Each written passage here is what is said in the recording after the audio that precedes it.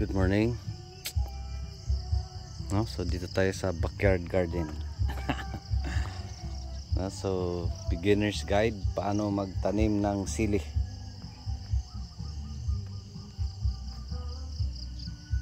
So anong mga dapat gawin dito sa pagtatanim ng sili.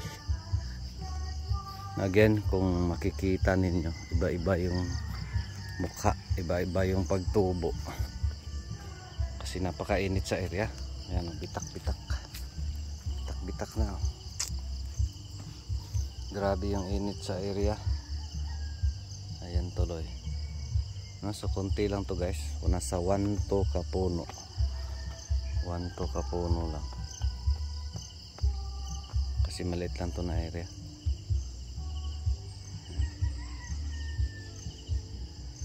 So beginner's guide paano magtanim ng sili.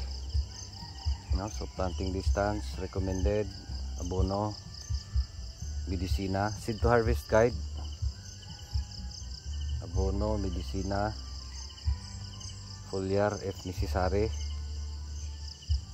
No, so this applies to kahit anong sili. No, so itong sili natin guys, ang variety nito ay Vulcan F1 pa, hindi pa pumutok. Again, siling panigang, pero yung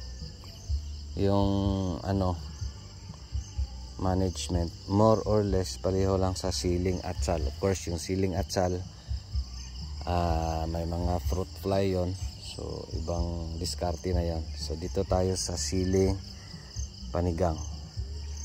No, doon sa siling atsal, if fruit fly man ang meron, so gagawin nyo lang is pabaho. No, still the same, alika,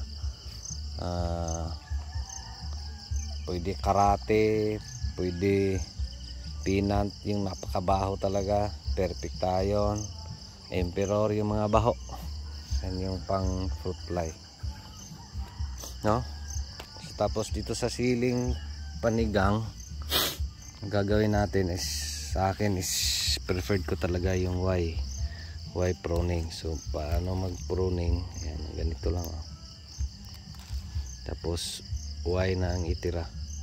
Yung iba nga kukunin niya yung first bunga, sa atin di, nahayaan natin. Ayan, sign sa pangungulot, mites ka aphids. So dito is mites, marami yung mites dito. So nag spray tayo kahapon, perfect tayo, mix kutitso, no. So yun sa spraying, case to case ka, the best yung may prevention ka para di magaganito. So mangyari kasi niyan, may signs na pangungulot, so itong katabi mangungulot din hanggang ubusan. So gagawin mo prevention, maski once a week muna. Pag di kaya, best pa rin yung every 4 days, 3 to 4 days. No, so first bunto muna tayo sa planting distance and spacing. No, so kung makikita ninyo dito, I do not recommend sa ganito, napakalayo. Ano to, 60, 70, 75, may 80 pa, 80 cm. So dito sa sili panigang, dalawang options yan sa inyo. So first, dito tayo sa planting distance. So yung spacing, ano yung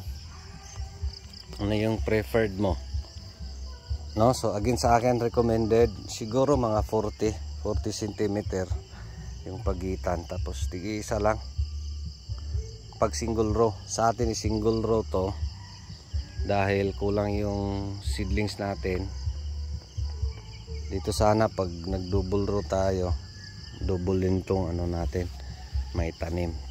So ginawa natin single row kasi mga dating mulch na to, dati sa ampalaya, yung half mulch natin, ayan, may 80, iba yan, 80, 75, no, 60. Ito may namatay, napakalayo na.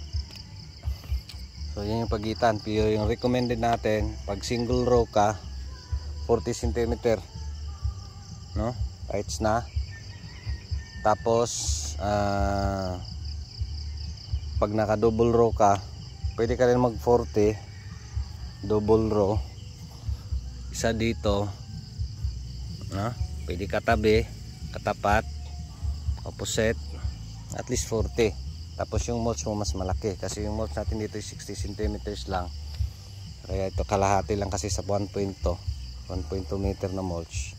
Yan yung ginagamit natin. So yan yung itsura, no? So pag naka double row ka, 40 cm square, no? So yan yung gagawin every 40, tapos ganyan, no? So yan yung planting distance.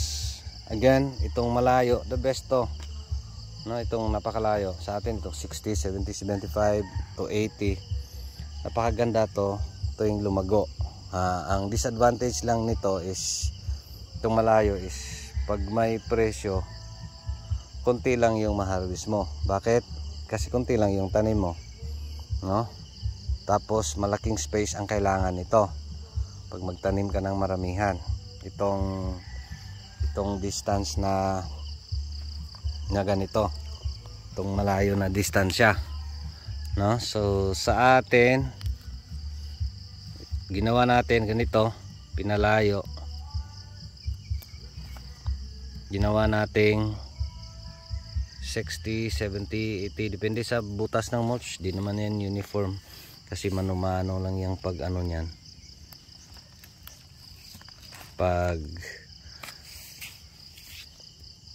paglagay,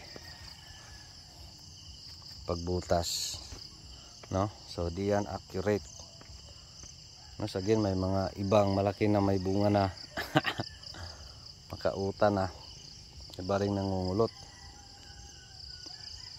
no? So yan yung sa spacing. Again, recommended natin 40, pero again best tong mas malayo kasi habang lumalaki sila, kaya niya tong ano guys, abutin. Ano to yung distance natin, kasi itong distance between beds natin is yan bang base natin sa traktor, na pagdadaan yung traktor pwede niya damuhan dyan, no? Kung magdadamo tayo dito, i-traktor na, si traktor na yung bahala, isang daan lang sa traktor. Kaya yan yung spacing natin, siguro ano 1 meter, 1.5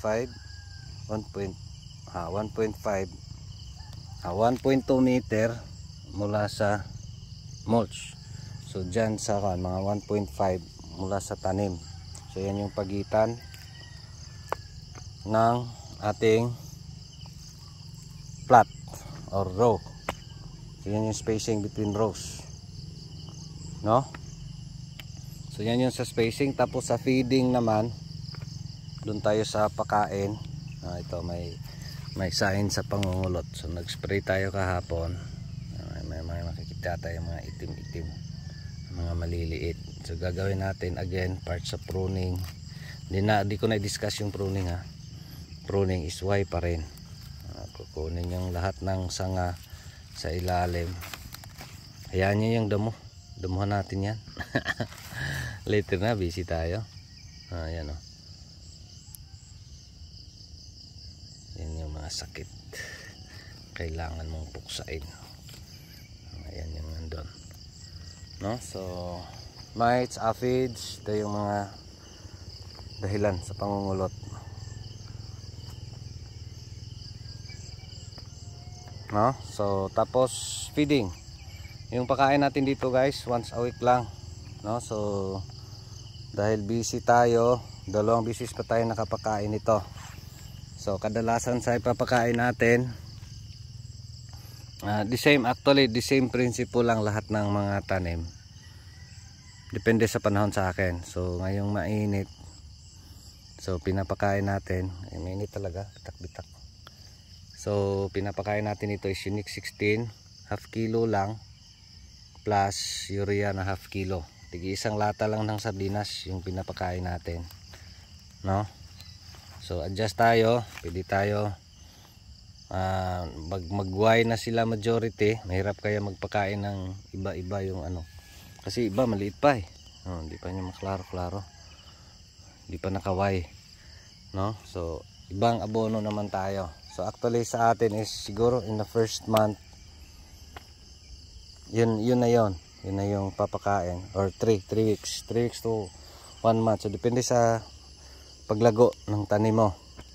So once flowering, actually may mga bulaklak na to, may mga bunga na, again may mga signs sa pangungulot. So nag-spray tayo, wala na yan, maging okay na yan, no?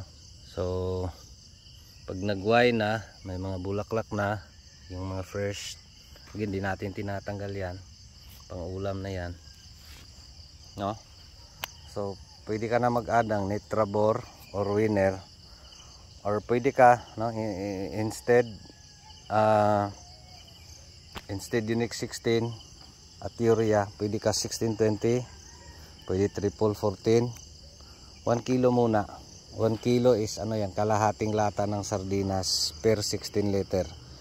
No, yung 2 kilos, pag nag 2 kilos ka, ano yan, isang lata ng sardinas per 16 liter. So yan yung mixing sa abono. Tapos ano lang, isang lata lang din ng sardinas yung ano mo, ipapakain, yung idilig, no? So tapos pag fruiting na, pwede Winner, no? Pwede Winner lang. Again dito yung maximum natin na pinapakain sa sili hanggang 4 kilos per drum. So nasa sa inyo na yung dami, no? Dami ng abono. Basta yung klase ng abono ay importante. Kung nagbunga na siya, marami na siyang bunga, more on ano ka, pwede ka complete plus 1620, pwede complete plus potash. Yung ratio niyan is 1:1. Pwede rin ano,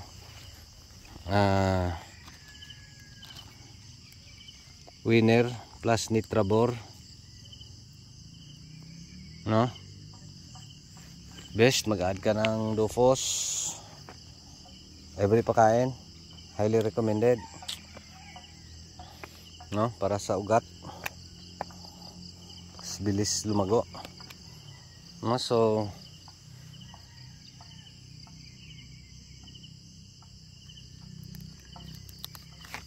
again sa iba tinatanggal, hindi tinatanggal dahil sayang. Again sa atin is Y pruning. Dito tayo sa pruning. Yun sa pakain, yun na yun, no? So yun, paulit-ulit lang yun talaga, no? Pag humina yung talbos, add ka ng 1620, add ka ng 1846, arangkada yan, or add ka ng konting urea, gano'n na yan, no? So next dyan sa pruning. So again, pruning preferred Y. Bakit Y pruning? Again dahil sa akin, gusto ko humaba ang sili, mabilis ang paglago dito sa taas, no? Hindi dito sa baba, kasi pag may sanga dyan, dito sa sili, iba na yung mga sili ngayon, grabe na yung anthracnose, no? Lalo pag sumasayad sa lupa yung mga sanga, mga dahon, yan. So may chance anthracnose. So dito sa atin Y tayo para aakyat pa sila. Na? So Y, yung pruning Y, dapat naka Y, dito na sa Y, no? Para tataas siya at bibilis itong paglago dito sa taas, no? Considering maraming sanga, of course kung sa simula makikita ninyo sayang dahil magbigay yung mga bunga yung mga sanga dyan, no? Pero yung paglago niya is iba, no? Considering or versus naka-Y ka, naka-Y pruning. Again, advantage sa Y pruning, mabilis yung pag-arangkada dito sa taas, kasi ito ba ibigay din sanga, mag-Y-Y din yan dito sa taas, Y-Y. So madali yung pag gano niya, pag spread niya ng mga sanga. Tapos yung anthracnose pwede natin ma-delay, no? Hindi naman yan maano talaga, andyan yan sa lupa. Tapos yung mga varieties ngayon ay napaka-sensitive, no? So dapat prevention talaga para maiwasan yung anthracnose, no? So yun sa pruning. Again, may mga portion na nangungulot, pero again nag-spray tayo kahapon, wala na yan, no? So yun yung mga mukha. Dito sa baba, actually pare-pareho lang to dito. So dun sa pinakadulo, kasi pagtanim natin pag ganon, so hanggang doon ay mga maliliit na seedlings na lang. May ano pa dyan, 3 rows na walang tanim, no? So mga maliliit pa to. Yan. Iba-iba kasi. Dito may mga malalaki rin. So iba-iba yung pag-arangkada.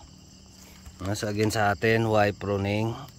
Tatanggalin ba yung ano, first na mga bunga? Again sa atin, hindi na. Hayaan natin yan, pang ulam na yan. Tig-iisang bunga lang naman yan, no? So ganun yung mukha.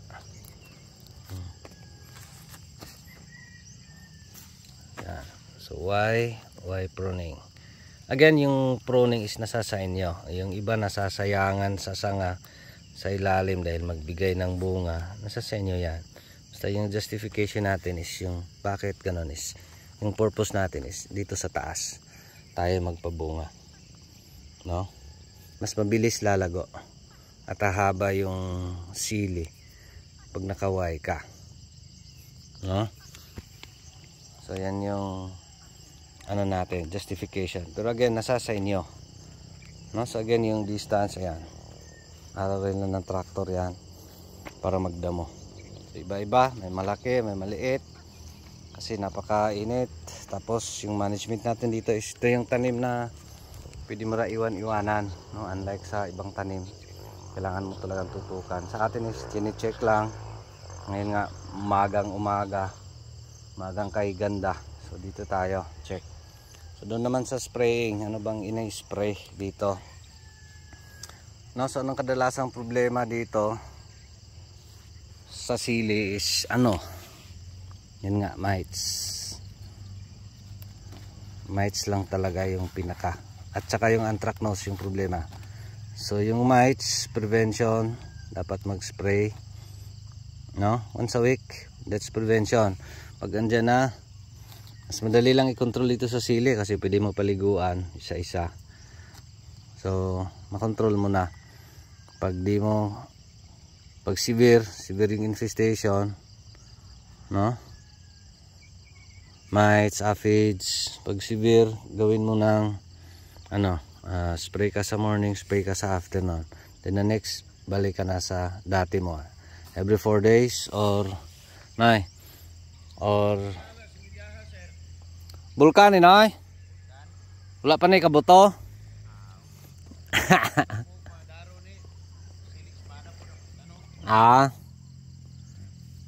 Naso. Lingan ta. No, so dun sa ano, sa mga sakit, ang worst nito is yung anthracnose talaga. So paano maiwasan yung anthracnose, no? So maski di mo pa nakita, prevention ka ng spray. Mahirap i-cure, pero ganoon may mga lunas diyan, no? So may mga solusyon tayo dati na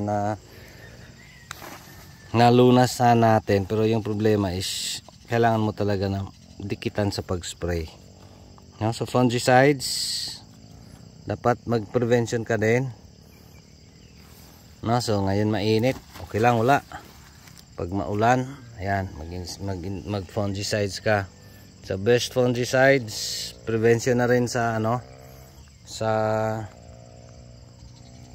anthracnose. Pwede ka magluna, Luna Sensation, ano lang, 5 ml per 16 liter,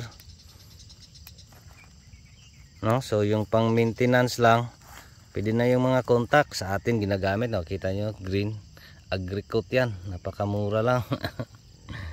Yan yung ginagamit natin. Yan kulay blue ba yan, green ba yan, no? So yan yung ginagamit natin pang fungicides. no? So foliar if necessary. Again, nasa sa inyo yung paggamit ng foliar. Sa atin is di tayo basta-basta gumagamit. Di naman talaga kailangan yan. Kasi yung foundation natin is dito tayo sa land prep. No? So dito basal tayo ng ipot before nagtanim. Ayun, makikita nyo last video natin, nagtanim tayo. Nag-araro tayo dito. Rape yun kasi napakaulan yon, bagyo. No? So carry lang sa sili na maski rape yung land preparation, pero the best pa rin yung land prep kasi ano ito, dating Laguna, yung mga barin tinutugoyan ng mga hayop. So iba yung dami ng bitak-bitak, dami ng damo. Araruhin natin yan sa traktor, papakita natin paano magdamo na mabilis. Traktor natin yan dito. Pagdana mo yan, may paraan tayo paano mapadali. Sa ganway, ganito lang pagway, hurusin mo lang, ganyanin mo lang, wala na, hindi na kailangan isa-isahin. So ganyan sa taas, hurusin mo lang, yan, way na, yan, linis na. No? So ganoon lang. So actually yun lang yon. So dito sa land prep again, basal, ipot lang, no, commercial, kasi nagmamadali ito dito sa pagtanim. So ito, ano lang to guys, 1,200 hills, napakakunti lang. Pero again, dito is papakita natin anong kaibahan pag ganito yung planting distance mo na napakalayo. Pero again, yung disadvantage na sabi na natin na if malayo, kung presyo ay tuwing nag-harvest ka, kunti lang yung harvest mo, no? Kasi kunti lang yung tanim mo.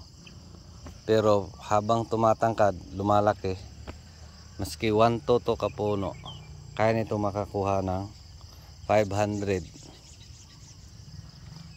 kilos or more during bulk. Bakit? Kasi lalago at lalago to. Of course, panahon matters pa rin. No, so yun lang. Maghatid pa ako ng estudyante. Alas City na. No, so ito yung update ng ating siling panigang. Same lang yung mga principles sa kahit anong sili, no? So sa atin lang is yung pag-adjust sa panahon, paano. Again, beginner's guide, sana nakatulong. No, yun lang, maraming salamat. Ito pa rin si Jupilo Farmer, anak ni Matoy, ang farmer nga gwapo, suhito, may kahibalo pa naigsaba kay manoon pa ko. Daghang salamat and God bless. Dito tayo magkuha ng thumbnails guys, kasi mas malaki-laki. God bless everyone. Thank you Lord.